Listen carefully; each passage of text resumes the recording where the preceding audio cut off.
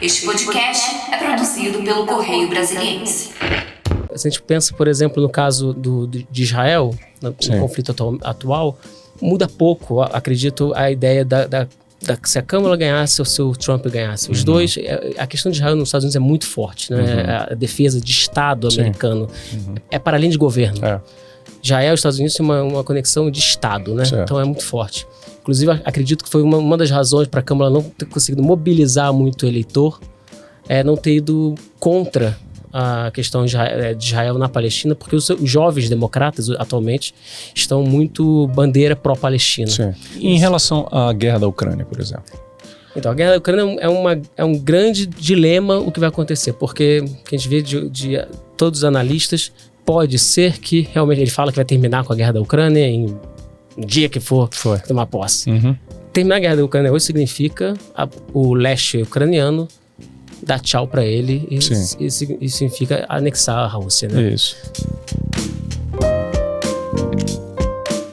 Olá, sejam muito bem-vindos a mais uma edição do podcast do Correio. Eu sou Carlos Alexandre, estou aqui com meu amigo Marcelo Wagner e hoje nós vamos conversar com o professor Daniel Azevedo. Ele é coordenador do Grupo de Estudo e Pesquisa em Espaço e Democracia da Geopolítica da UNB, Universidade de Brasília.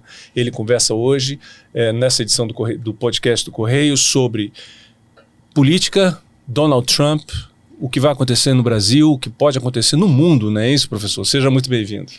Obrigado. Antes de mais nada, agradeço o convite do Correio para ter essa conversa logo depois desse cataclisma, vamos dizer assim, político, desde político nacional americano e também geopolítico mundial. Então, agradeço o convite. Primeira pergunta, eu acho, Daniel, que a gente precisa fazer, eu acho que você denominou como cataclisma, e eu queria saber, na sua avaliação, foi uma surpresa ou algo já esperado? Olha, quando eu falei cataclismo é pelo contexto que aconteceu e pela intensidade que aconteceu, né? Então, a intensidade do Trump ganhar não só o colégio eleitoral, que são os delegados, que é, né, como todos sabem, o sistema eleitoral americano é completamente diferente do brasileiro, mas também ganhar em número total de votos, o que não aconteceu na outra eleição dele, né? Além disso, o Senado agora também está com maioria republicana, tudo indica que também os deputados também, isso vai acontecer, na Câmara também, tudo indica que a Suprema Corte também. Então, é um conjunto de elementos que faz com que seja um fenômeno diferente do que aconteceu há 8 anos, né?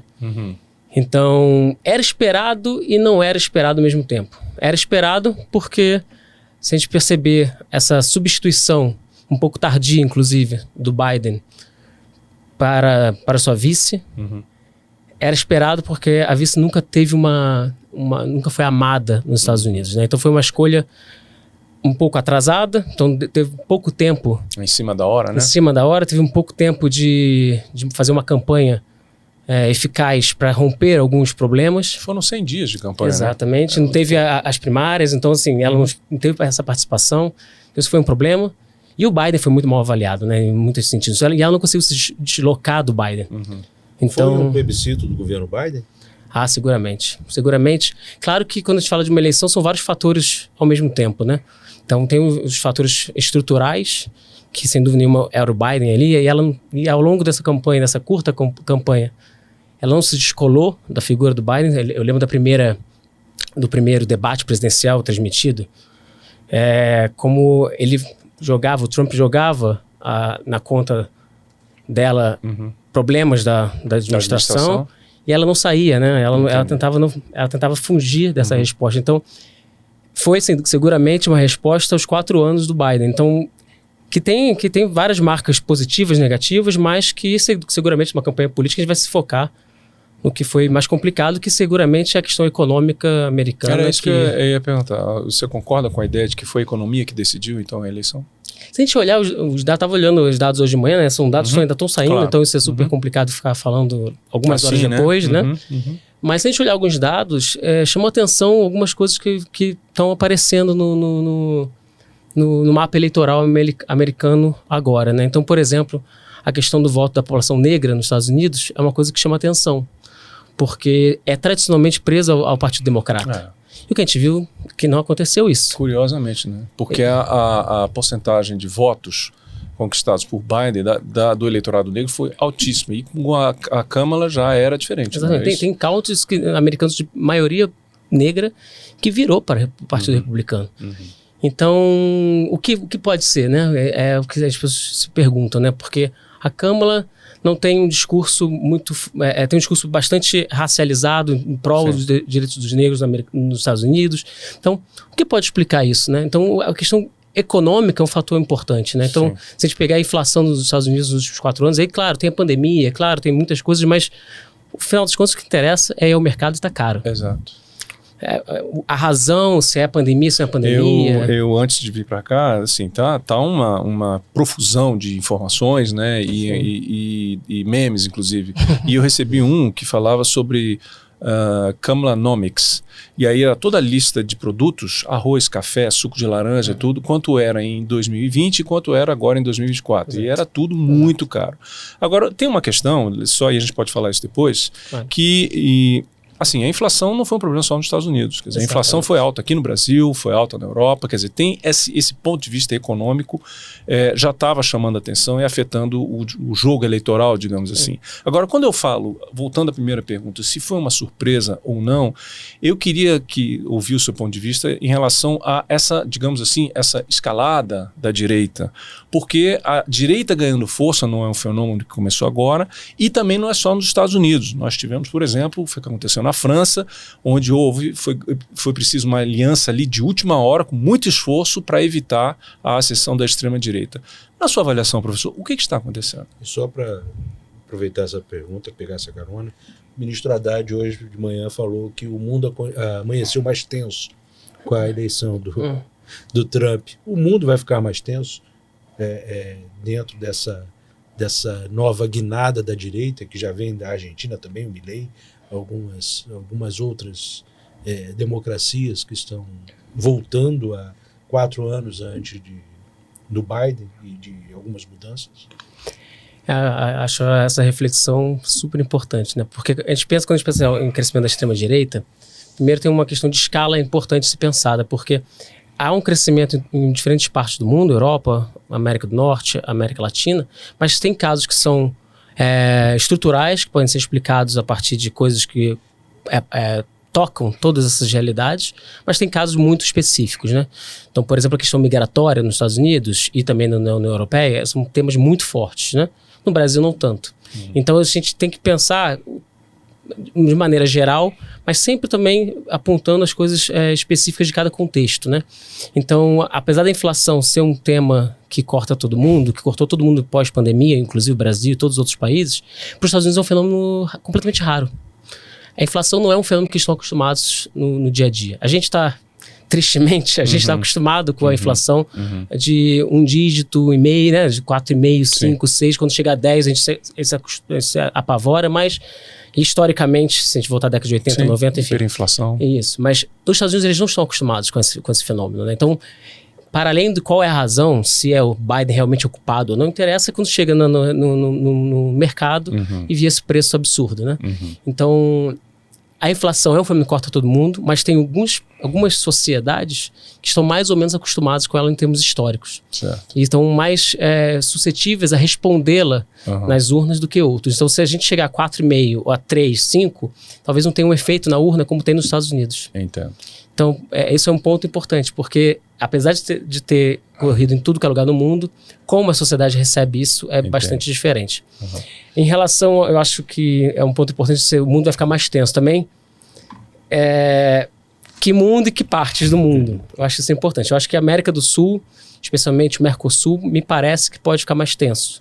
Isso aí já coloca o Brasil nessa situação, né?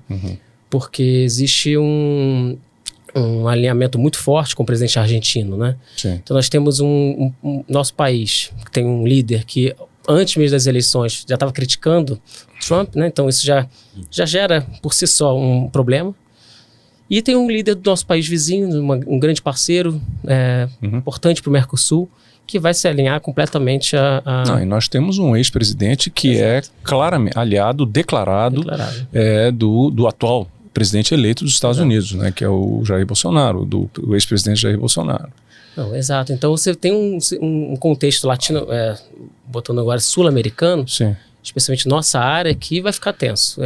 O Brasil já veio de um governo que não estava pensando no mundo mais regional sul-americano, com umas parcerias mais próximas, mais distantes do Brasil, para ser mais específico. Nos últimos 2 anos, tentam reconstruir um pouco o Mercosul, já com faíscas fortes entre o presidente brasileiro e o presidente argentino. Todos vimos, né, os problemas que aconteceram. Eu acho que esses problemas tendem a se aprofundar nesse momento. Então, para o Brasil, para a América do Sul, me parece uma tensão mais forte, né? Essa tensão se eleva também com a Venezuela? Seguramente. Não foi uma boa notícia para a Venezuela nesse sentido, né? Mas, então, temos que ver de maneira regional, né? Então, acho que se a gente pensa, por exemplo, no caso de Israel, no conflito atual, muda pouco, acredito, a ideia se a Câmara ganhasse ou se o Trump ganhasse. Os dois, a questão de Israel nos Estados Unidos é muito forte, né? A defesa de Estado americano é para além de governo. Israel e os Estados Unidos têm uma conexão de Estado, né? Então é muito forte. Inclusive, acredito que foi uma das razões para a Câmara não ter conseguido mobilizar muito o eleitor, não ter ido contra a questão de Israel na Palestina, porque os jovens democratas, atualmente, estão muito bandeira pró-Palestina. Então, quando ela se coloca de maneira afastada do tema, ela não ganha o voto do republicano, porque não iria ganhar, e também não ganha o voto do jovem que está militando sobre o tema pró-Palestina. Então, ela se coloca em cima do muro, e não só em cima do muro, mas muitas vezes ela declarou apoio direto a Israel. Então, em termos, por exemplo, Israel, não acredito que fique mais ou menos tenso ali, acho que a situação é para além do governo. Então, acho que também regionalizar a atenção. E situações específicas, né? Em relação à guerra da Ucrânia, por exemplo. Então, a guerra da Ucrânia é um grande dilema o que vai acontecer, porque o que a gente vê de todos os analistas é que pode ser que realmente ele fala que vai terminar com a guerra da Ucrânia em dia que for tomar posse. Como terminar a guerra da Ucrânia hoje significa o leste ucraniano dar tchau para ele e significa anexar a Rússia, né? Isso. Em que medida isso... Porque assim, o governo Biden, ele tomou uma medida muito clara de apoio, né? Apoio por armas e tudo mais, etc. E fora outras questões, como por exemplo, o posicionamento dos Estados Unidos em relação à OTAN, né? Coisa que o Trump, claramente, já ainda no primeiro mandato dele, ele já saiu da OTAN e já deixou claramente que existe uma empatia, digamos, uma simpatia, um alinhamento maior com o Putin. Quer dizer, então, não seria surpresa se nos próximos dias ou nas próximas horas, talvez, o Trump deixasse muito claro que, olha, vamos sair dessa confusão, não vamos nos meter, ele diz a vocês agora que resolva esse problema. Quer dizer, então esse seria mais um fator de tensão. No caso de sair desse apoio à Ucrânia, ele não bateria de frente com os aliados da Europa? É por aí que eu ia comentar, porque tem o Trump candidato e o Trump presidente. Eu acho importante também se distinguir os dois. É como, não só o Trump, como todos, né? Então, o candidato, ele fala muita coisa que vai fazer aqui e acolá, que vai aumentar a taxa. Por exemplo, essa questão da taxa é interessante. Como é que, se a inflação está aumentando, se aumenta a taxa protecionista, tudo indica que o preço tende a aumentar. Então, se isso foi o que pendeu para o lado do Trump, essa atitude pode piorar ainda mais a situação. Então, uma coisa é o que o candidato fala, eleitoral, a campanha, né? A campanha, ainda mais uma campanha muito inflamada. Quanto mais você fala alguma coisa que joga gasolina naquilo, mais você aproveita em termos de ganhos eleitorais, né? Outra coisa é o Trump pós, né? Então, assim, falou que dá um ultimato direto à presidente nova do México. Falou que vai fechar, vai terminar a guerra da Ucrânia rapidamente. Mas que medida quando tirar recursos financeiros da OTAN, ou isso ataca diretamente os grandes parceiros americanos no continente europeu. Então, essa balança geopolítica entre decidir sozinho, os Estados Unidos há muito tempo não consegue decidir sozinho muitas coisas, né? Pode ter um presidente forte, vamos colocar como adjetivo de forte, ainda assim não consegue simplesmente abandonar seus parceiros no mundo, né? E a Europa Ocidental é um dos principais. Então, se a Ucrânia cai, um parceiro do lado que é a Polônia, os países bálticos, eles sofrem diretamente também. Ficam todos apreensivos com uma força crescente da Rússia. E esses parceiros são parceiros históricos e importantíssimos no leste europeu. Então, em que medida ele consegue terminar essa guerra como ele prometeu, me parece, mas de novo, Sim. ficar aqui especulando, né? Mas me parece que é muito mais o Trump de campanha do que o Trump de prática, né? Acho que é mais fácil ele colocar um ponto final, nem digo isso em ponto positivo, em Israel, na guerra que está acontecendo agora lá, do que na Ucrânia propriamente dita. Entendi. Outro ponto também que chamou muita atenção nessa campanha eleitoral, e eu gostaria de ouvir sua opinião, professor, é que, assim, até pelas primeiras respostas que nós tivemos aqui na nossa conversa, a eleição de Donald Trump, a reeleição de Donald Trump, ele está muito ligado, digamos assim, a questões mais concretas, né? Digamos, o custo de vida, a inflação e etc. Mas muito se falou na campanha, e aí vem minha pergunta, sobre questões mais amplas, mais abstratas, como, por exemplo, a questão da democracia, né? A gente sabe que a democracia é um valor um pouco não muito tangível, assim. As pessoas defendem a democracia, mas hoje em dia, por conta de vários tipos de governo, existem vários tipos de democracia, digamos assim, até aquelas que muito suspeitas, digamos assim. O senhor acha que o eleitor americano, então, ele não está muito preocupado com essa questão da democracia, depois do que aconteceu no Capitólio, depois das várias declarações do Trump, etc., em relação a duvidar, por exemplo, das instituições de uma democracia, como, por exemplo, uma imprensa livre, um judiciário independente e tudo mais, etc. O que o senhor acha que aconteceu? É muito interessante pensar o que pode também acontecer em relação à democracia com esta eleição, como estávamos conversando, do que há 8 anos atrás, né?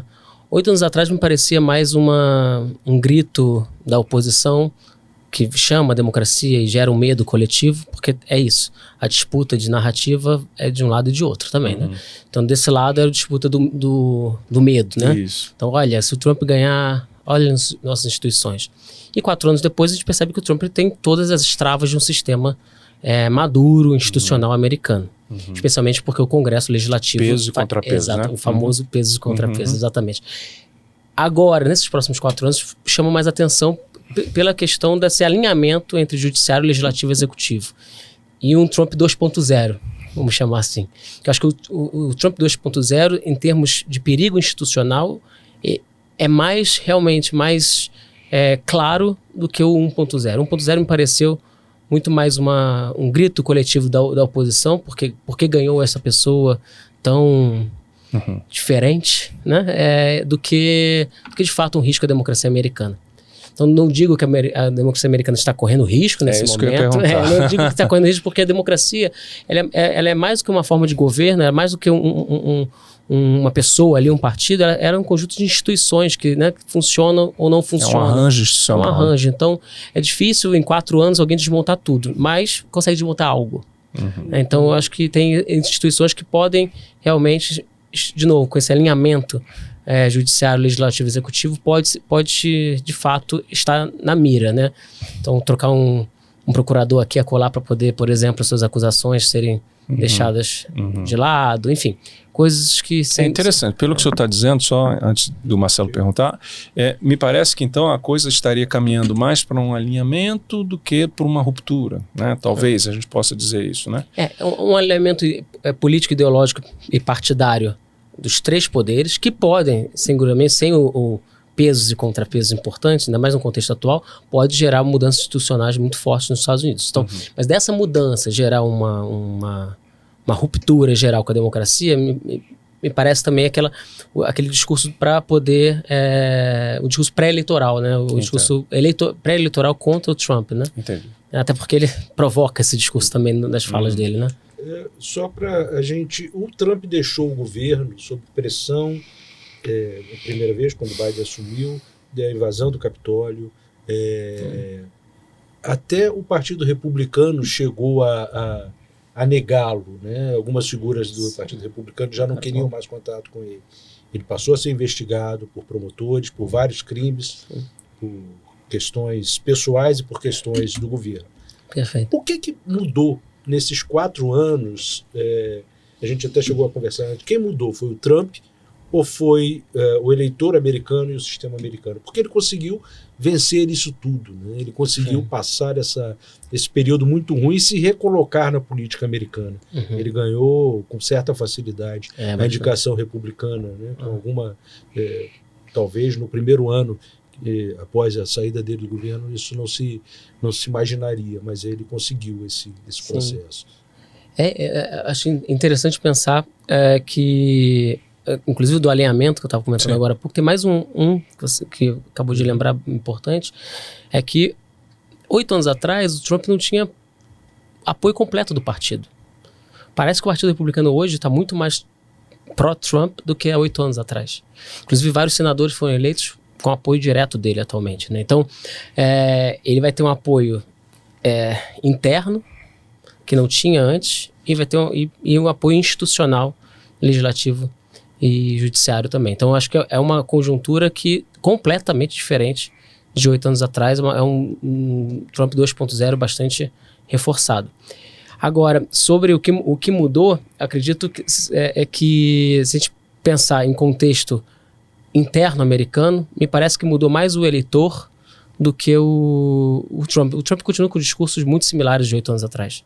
Se você olhar a questão da migração e as palavras que ele fala sobre os migrantes latinos, especialmente pela fronteira com o México, se você olhar a questão do Make America Great Again, que é trazer essa base protecionista, inclusive mudando o perfil do Partido Republicano, que sempre foi um partido muito mais liberal e econômico. Então, assim, ele realmente está conseguindo transformar até mesmo o seu partido político nas suas principais bandeiras econômicas, né?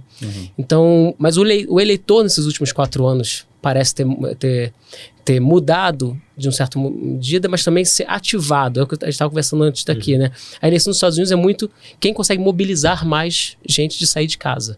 Não é muito mudar o voto do outro. Porque quem é republicano, vai botar o Trump, vai colocar outro candidato e dificilmente vai mudar o voto.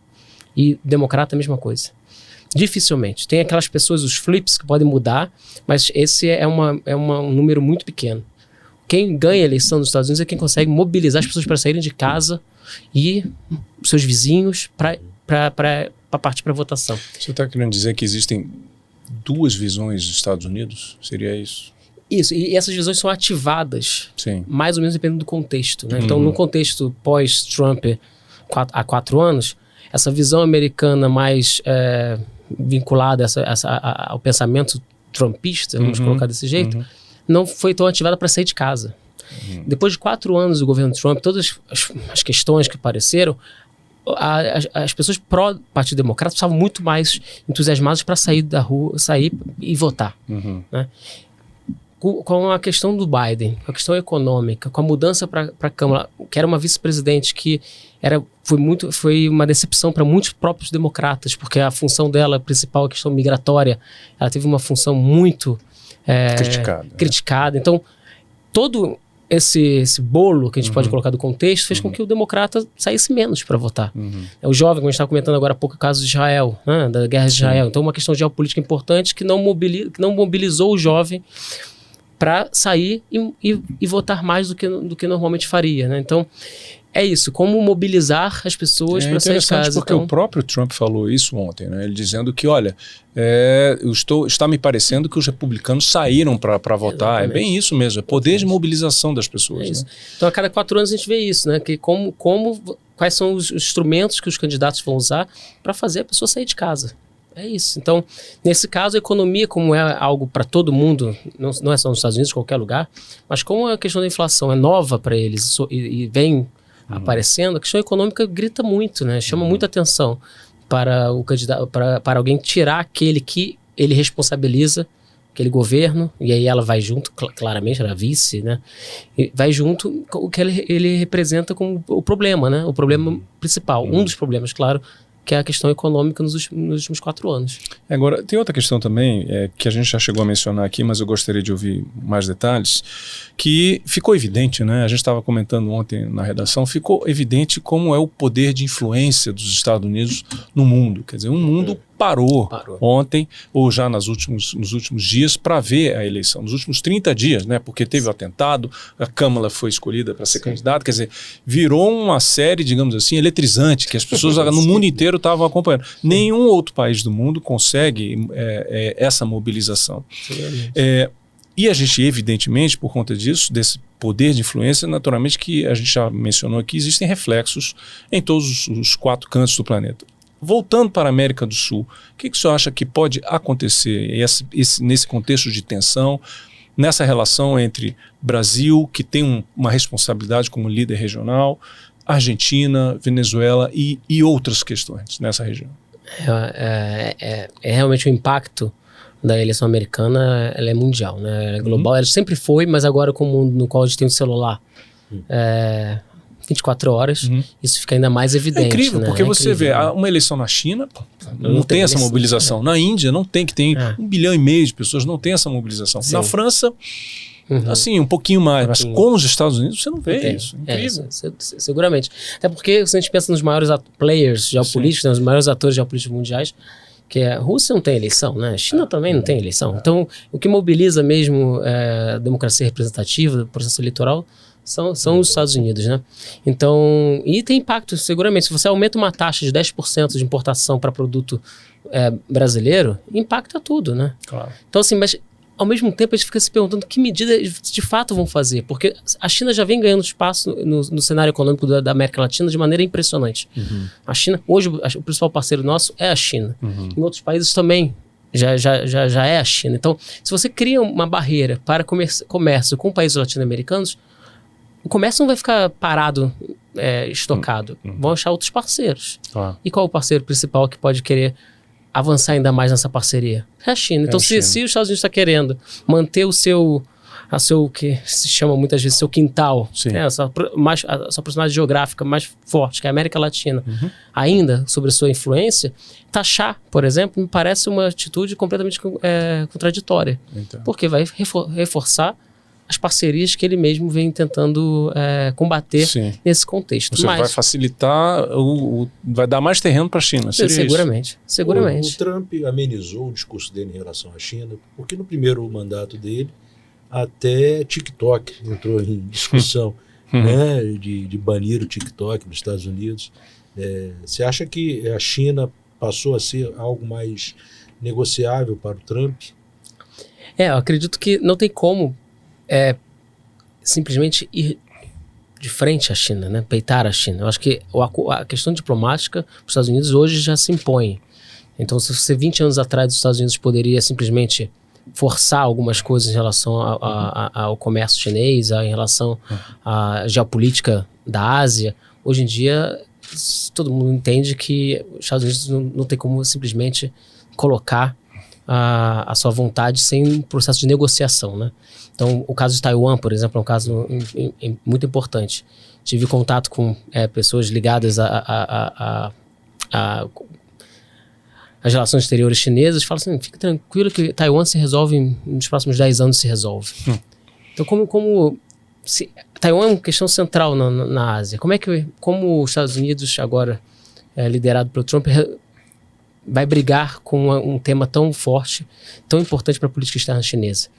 Isso é uma grande questão. Se a China invade hoje Taiwan, o que os Estados Unidos faz? Eles entram em guerra com a China? 20 anos atrás entraria, provavelmente. Hoje entra. Então, e cada vez mais parece que não entra. Então, o tempo passa e parece que cada vez mais a China tem uma força suficiente para tomar atitudes e os Estados Unidos dão um passo para trás. Entendi. Então é isso. Então, eu acredito que o Trump, ele entende também, é um esperto político, né? Isso a gente não pode negar. Então não tem como simplesmente peitar, brigar com a China ameaçando em termos geopolíticos, porque sabe que hoje em dia não tem como fazer isso, especialmente para os seus parceiros ao redor, né? O Japão está ali do lado, enfim.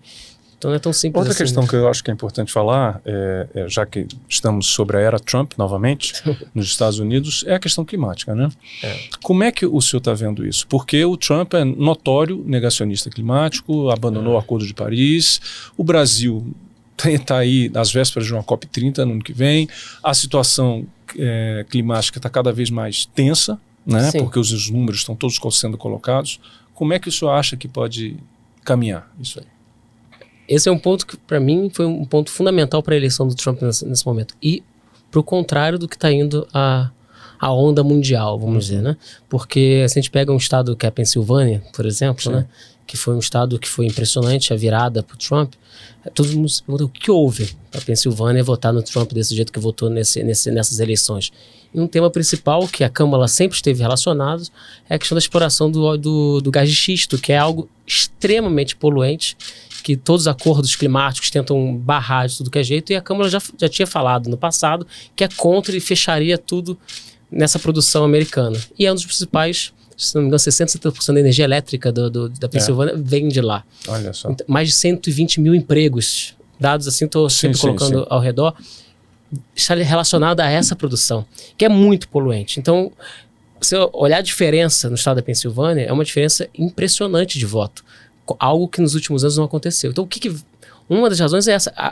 E ela já foi perguntada várias vezes ao longo da campanha se ela ia fechar ou não. Teve um momento que ela falou, não vou fechar. Mas a história dela foi toda contra esse tipo de produção de energia. Então, reparem, é um tema ambiental que ele é contra, mas que muitas vezes tem rebatimento da própria sociedade americana. Então, a sociedade americana, por exemplo, esse caso que estou citando agora, apoia a continuação de uma exploração de um tipo de... Altamente poluente. Altamente poluente. Não, é de água. As pesquisas mostram que é um produto assim, muito pesado. Então, eles parecem ter votado, e falaram assim, olha, o meio ambiente é ponto número 2. O primeiro ponto é o meu emprego. Então, isso E isso vai repercutir lá na frente, né? Quando os países desenvolvidos digam, olha, você, Brasil e outros países precisam cuidar, preservar do meio ambiente. Ou seja, se eles não estão fazendo o dever de casa, porque nós deveríamos fazer, né? E tem rebatimento, não é uma coisa apenas do governo americano, que a gente percebe, né? A sociedade americana, quando é colocada entre emprego ou meio ambiente, emprego ganha. Então, é o mercado primeiro, né? É o que está caro. E aí a gente estava conversando antes, né? Isso, sem dúvida nenhuma, vai afetar todos os acordos climáticos, a COP que vem por aí no Brasil. Lula está investindo muito na COP, o governo brasileiro. A gente corre o risco de ter uma COP esvaziada, até porque os parceiros do Brasil, China e do BRICS, China, por exemplo, ela tem um posicionamento já... né, consolidado em relação ao clima e não se interessa muito em discutir esse tema. Agora, os Estados Unidos eram um dos grandes... Sem China, de fato, sem Estados Unidos, qualquer discussão climática perde muito peso, né? Muito peso, exatamente. Então, acredito, mas aí, de novo, vamos ver como é que vai ser esse acordo, mas ver o Trump aqui, em Belém, falando sobre o clima, me parece muito improvável. Muito improvável. Tomara que estejamos todos aqui errados, né? Mas... o clima é um tema que ele é importante, muito importante como um discurso geral, mas quando chega no voto, quando chega de fato ali na urna, se ele esbarra com outras questões, é só fazer é só fazer um comentário. A gente olha os prefeitos eleitos da Amazônia, por exemplo, só 5% dos prefeitos eleitos da Amazônia, uma pesquisa estava mostrando, tem pauta pró-defesa do meio ambiente. 5% dos prefeitos dessa região da Amazônia. Então, quando o meio ambiente está sozinho, aparentemente, é um discurso político muito forte e que ganha peso. Quando ele entra... Fica difuso. Quando ele entra em combate com outros temas, como, por exemplo, econômico, ele cai de posição e vai ser até combatido por parte do eleitorado, né? Professor, eu queria falar um pouquinho sobre a sua atividade na Universidade de Brasília. Você coordena um grupo dedicado especificamente à geopolítica e, curiosamente, ele não faz parte do departamento, digamos assim, de ciência política, e sim do departamento de geografia. Explica pra gente qual é a diferença, qual é o enfoque, qual é o objeto de pesquisa de vocês. Tem 5 anos o grupo, é isso? Isso. Obrigado pela pergunta. O grupo foi fundado por mim e por outros professores. Qual é o nome do grupo? Só pra gente relembrar aqui. Grupo de Estudos e Pesquisas Espaço e Democracia, o GPDEM. Atualmente tem mais de 20 membros, entre professores e alunos de graduação, mestrado, doutorado.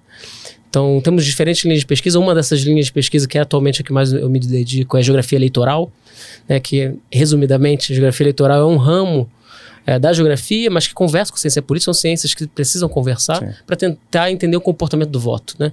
Então, como que a localização, o espaço geográfico pode influenciar na decisão do eleitor. Então, quando a gente vê aqueles mapas eleitorais, agora tem uma chuva de mapa eleitoral, tentando entender por que áreas, por exemplo, do centro metropolitano votou mais para a Câmara, mas a área periférica não vota, quais são os efeitos de distância, de localização que explicam o voto. Isso a gente fala de geografia eleitoral, que não pode estar deslocado, sem dúvida, de temas ligados à ciência política, como as instituições, como os partidos, mas é um enfoque diferente, né? Entendo.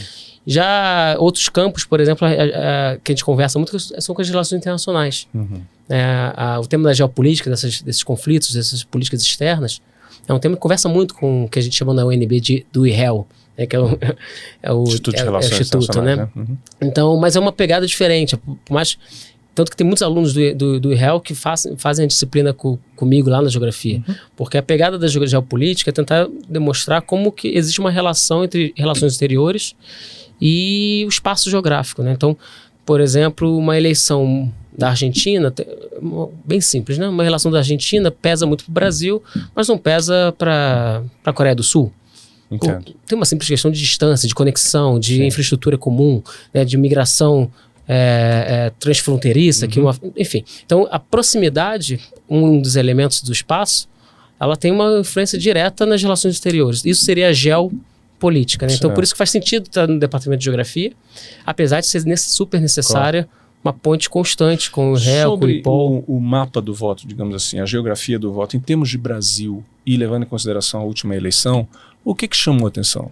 Olha que interessante. Eu está escrevendo um texto com a professora do IBGE, a Sônia Terron, que é uma grande pesquisadora do tema também, sobre o que 2024 nos revela, né? Então, tem muitas coisas interessantes. Eu deveria fazer um outro podcast, porque eu acho muito legal, de verdade, o que aconteceu em 2024, desde um alto índice de reeleição, ou até mesmo uma mudança do padrão de voto que a gente vê no Nordeste em relação a PT e PL, né? A gente estava vendo agora como teve um crescimento impressionante do PL em cidades médias, entre 100 e 500 mil habitantes, e uma queda acentuada do PT. Então, se a gente fizer um panorama geográfico das eleições de 2024, mostra um Brasil muito interessante na escala municipal e que não é simplesmente um reflexo da escala nacional. Porque muita gente termina a eleição de 2024 e já ficam... O que isso nos indica de 2026? Aponta coisas, mas são duas eleições muito diferentes. E o eleitor, racionalmente ou não, ele entende que são eleições diferentes, né? A eleição municipal tende a ser menos ideológica. Tende a ser mais pragmática, tende a ser aquela do lixo na porta. Veja o que aconteceu em Belém, né? Tende a ser do transporte, do engarrafamento. A coisa ideológica atravessa, seguramente, mas se a gente olhar historicamente, os partidos de centro, aí uns chamam de centrão, ou simplesmente centro, são aqueles que predominam na escala municipal há muito tempo. Antes pelo PMDB, agora pelo PSD, mas sempre foi. Já na escala nacional, não. Era vice, não era candidato de frente. Então, a eleição presidencial, ela tem um caráter mais... o caráter ideológico é muito mais forte do que a escala municipal, né? Então, esses atravessamentos, como influencia o municipal no presidencial e vice-versa, existe, mas não pode ser simplesmente uma causa e efeito uma da outra, né? Então tem muita coisa interessante. Esse mapa pode indicar uma mudança estrutural dos partidos brasileiros? Tem algum indicativo disso ou não? Você acha que Eu acho que tem um indicativo importante que vem dessas eleições no Brasil, que é a ideia da direita não ser agora sinônimo mais de Bolsonaro. Bolsonarismo e direita estão começando a ter um divórcio aí. O que, particularmente, eu acho muito positivo. Acho que a democracia precisa dessa diversidade ideológica, então interessante. Mas a esquerda está acontecendo o contrário. Está havendo uma concentração ao redor do Lula, PT, e do PSB. O PDT desapareceu do seu principal reduto eleitoral, que é o Ceará. O PSOL perdeu todas as capitais, todas as cidades que tinha. Então, se você olhar, tá vendo um movimento contrário, que a direita veio para ficar, né? E veio para ficar de maneira diversificada. Então, bolsonarismo e direita não parecem ser mais o mesmo fenômeno, a mesma coisa que era. Se alguém falasse que era de direita, a gente se associava ao Bolsonaro diretamente há 4 anos. Há 8, então, imagina. E no campo da esquerda está acontecendo o contrário. A esquerda está numa encruzilhada, é isso? Então, completamente, assim, completamente. A esquerda hoje, em escala presidencial, falta crescimento de lideranças, né? Você vê a direita está crescendo líderes o tempo todo.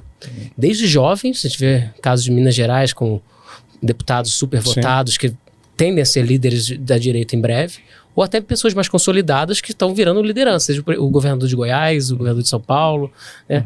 Então, eu acho que esse é um efeito muito importante para a gente entender, que é essa concentração da esquerda e uma diversificação da direita. Tudo isso dá para enxergar pelos votos. Dá para enxergar pelos votos e pela espacialidade do voto, pelo mapa do voto, que é mais, que para mim como geógrafo é o mais disso interessante. Que a gente tá falando. Exato. Muito bem. Daniel Azevedo, muito obrigado pela sua vinda aqui no podcast do Correio. Obrigado o convite. Professor, muito obrigado. O Correio agradece, foi um papo muito bom. Passou rápido, né? Sim, exatamente. Que é muito assunto. Está muito em cima da eleição, Sim. mas eu acho que deu para o nosso ouvinte, nosso internauta, ter uma noção geral do que aconteceu nessa madrugada, que a gente achou até que seria mais longa, né? Exato, foi rápido, né? Foi muito rápido. A gente ainda está tentando entender, na verdade. Sim, né? Exatamente. Certamente. Os dados ainda estão saindo para a gente começar a discutir de maneira mais profunda, né? Muito Os bem. democratas também estão tentando entender. Exatamente. Foi uma surra Foi uma surra histórica. histórica, seguramente. Muito bem. Gente, muito obrigado, então. Obrigado. O podcast do Correio fica por aqui. Até a próxima. Muito obrigado. Tchau.